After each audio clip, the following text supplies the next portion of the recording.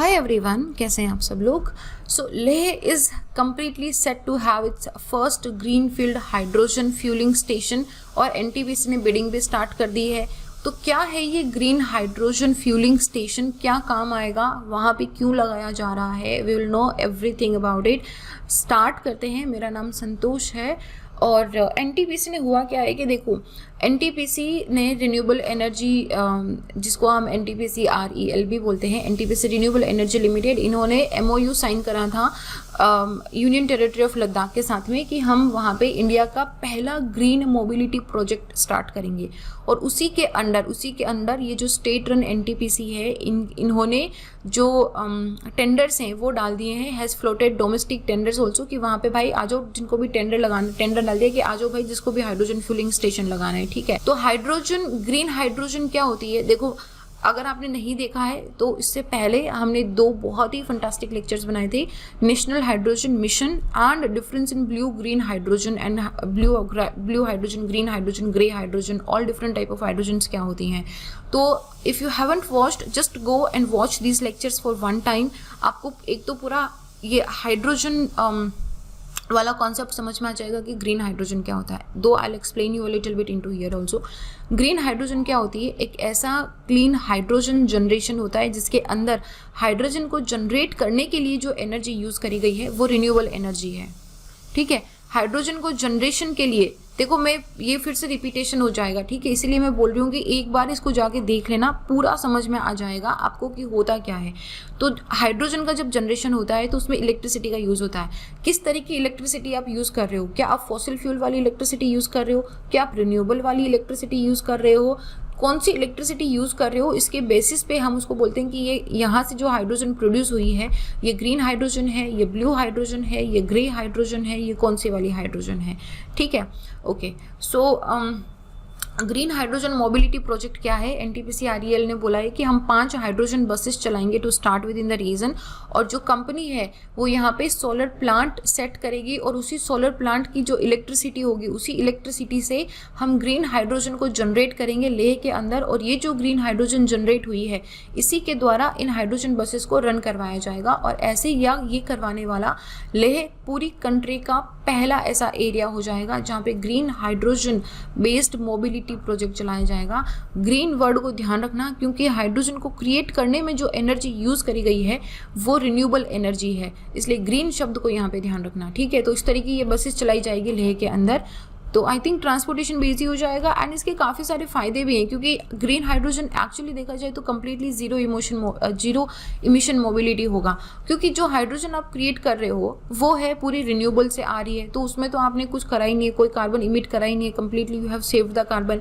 उसके बाद जब इस हाइड्रोजन को आप यूज़ करोगे तो ये जो हाइड्रोजन नेशनल हाइड्रोजन मिशन आप देखना, उसके अंदर आप देखोगे कि इसीलिए है ताकि हम कार्बन इमिशन को कंट्रोल कर सकें। कार्बन न्यूट्रल का जो विजन है हमारे प्राइम मिनिस्टर जी का लद्दाख के अंदर, ये उसको फुलफिल करने के लिए पहला स्टेप है उस ड्यूरेशन के अंदर, उस एम की तरफ। तो ये लद्दाख को मदद करेगा कि जो कार्बन फ्री इकोनॉमी है which is based on the renewable resources in the green hydrogen, ये उसको डेवलप करने में हेल्प करेगा।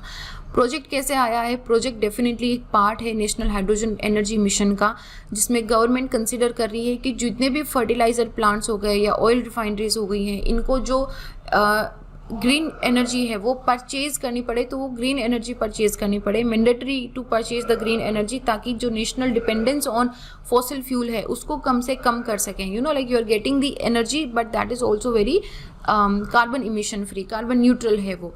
तो ग्रीन हाइड्रोजन एनर्जी हमारा जो INDC है उसको मीट करने के लिए भी एक्सट्रीमली वाइटल है, because it insure the regional and national energy security, access and availability also. INDC आपको एक बार रिवाइज करा दूँ, 3 टारगेट है हमारे, उसके अंदर पेरिस एग्रीमेंट के अंदर था कि हम 230 तक करेंगे। हम ग्रीन हाउस गैस इमिशन को हमारी GDP के 33 से 35% तक कम करेंगे, and that also below the 2005 level, ठीक है, 2005 के लेवल से 33 से 35% तक कम करेंगे। 40% तक का जो हमारा पावर कैपेसिटी है वो नॉन फॉसिल फ्यूल से आएगा, विच इज़ रिन्यूएबल एनर्जी से आएगा, ठीक है। 40% तक का हमारा पावर नॉन फॉसिल से आएगा। देन वी हैव कि हम लोग 2.5 से लेके 3 billion ton of carbon dioxide का सिंकिंग करेंगे। सिंक कैसे करेंगे कार्बन डाइऑक्साइड को? एडिशनल फॉरेस्टेशन करेंगे, ट्री कवर को बढ़ाएंगे उस तरीके से, तो फॉरेस्ट कवर बढ़ाएंगे। अभी तक हमने करा क्या है, हमने अभी तक 21% तक का जो हमारा कार्बन इमिशन है उसको कम कर दिया है, ग्रीन हाउस इमिशन को कम कर दिया है। So we are on the way. हम मतलब ये रिपोर्ट के अंदर भी बताया गया है कि India is on the way to achieve its Paris agreement.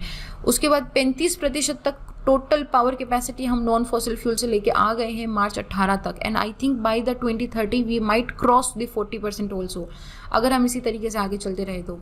Emission जो है वो फॉल हो गया, फॉरेस्ट कवर इंक्रीज हो गया, फॉरेस्ट कवर उसी ड्यूरेशन के अंदर डबल भी हो गया है। So we are definitely on the line of our Paris agreement also. और इस तरीके जो ये छोटे बड़े प्रोजेक्ट चलते हैं ना, ये इसी को पुश करते हैं, ये ठीक है, इसी को आगे लेके जाते हैं। सो ग्रीन एनर्जी क्या है, जैसे मैंने आपको बताया, हाइड्रोजन कैसे प्रोड्यूस होती है। हाइड्रोजन आप बोलोगे एटमॉस्फेयर में है, पर हम एटमॉस्फेयर वाली हाइड्रोजन को यूज़ नहीं कर सकते क्योंकि उसका कॉन्सेंट्रेशन बहुत कम है, ठीक है। तो हम क्या करते हैं, अलग से प्रोड्यूस करते हैं हाइड्रोजन। वाटर जो होता है H2O, हम इसको ब्रेक करते हैं और यहाँ से हम हाइड्रोजन को प्रोड्यूस करते हैं। सो इलेक्ट्रोलिसिस की एक प्रोसेस होती है, उस प्रोसेस को चलाने के लिए चाहिए होती है एनर्जी, और वो एनर्जी आती है रिन्यूएबल एनर्जी से।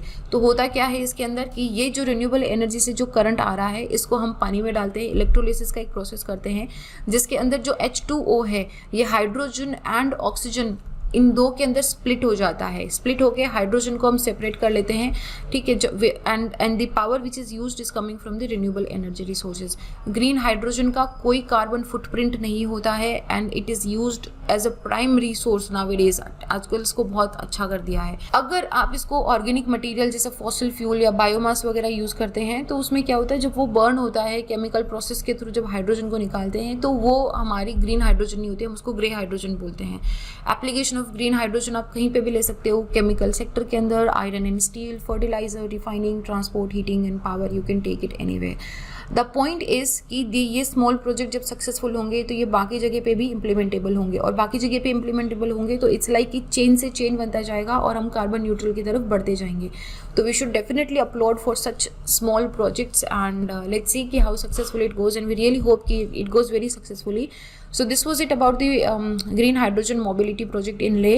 मेरा नाम संतोष है। अगर आप मुझसे जुड़ना चाहते हैं तो इंस्टा या टेलीग्राम पे little_simple_बुधा पे जुड़ सकते हैं। And I will see you guys in the next. अपना ध्यान रखो, खुश रहो, जय हिंद।